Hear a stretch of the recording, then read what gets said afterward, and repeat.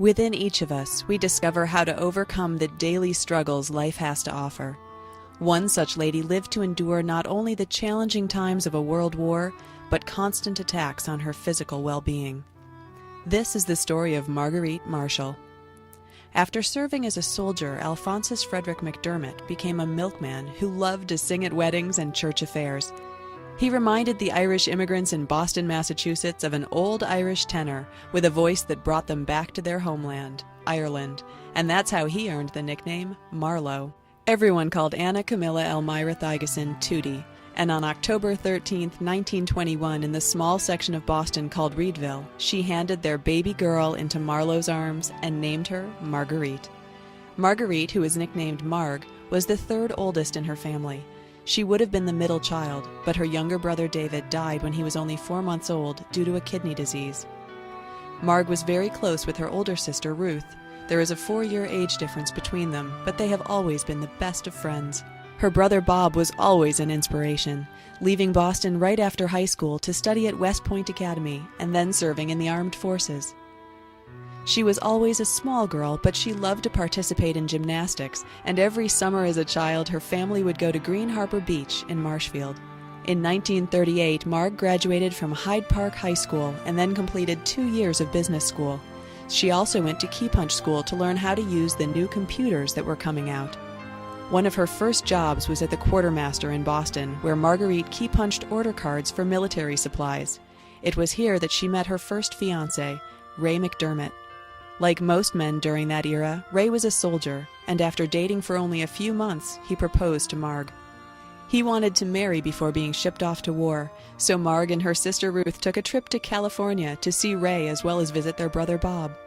Upon their arrival to California, Marg decided everything was moving too fast.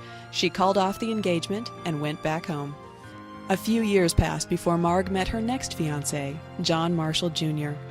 John had been dating Marg's sister Ruth until one night Ruth and Marg decided to go to a dance held for the soldiers when they stopped in Boston.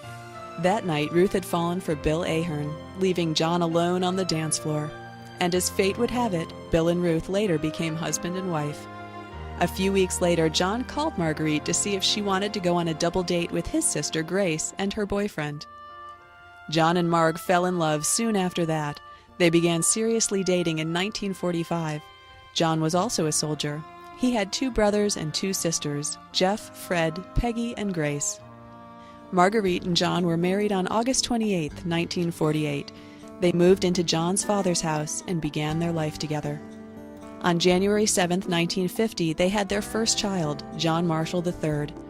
Over the next 8 years, they continued to build their family together with the addition of 4 more children, Anne, Barbara, Richard, and David.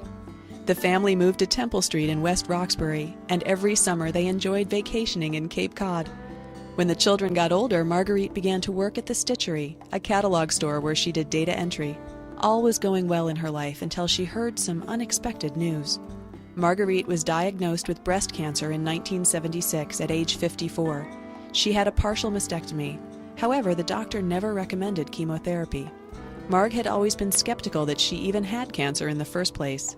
At that time, there was a cancer scare going on, and many doctors were quick to cut at any sign of a lump. Luckily, Marg survived the cancer, whether it existed or not. More unfortunate news came in the late 1980s when John was diagnosed with dementia and needed to be cared for in an assisted living facility. This was hard on Marg, but she felt lucky to have her children and grandchildren to comfort her. Her husband took care of everything, and to struggle alone with these new challenges would have been too much for Marg to handle.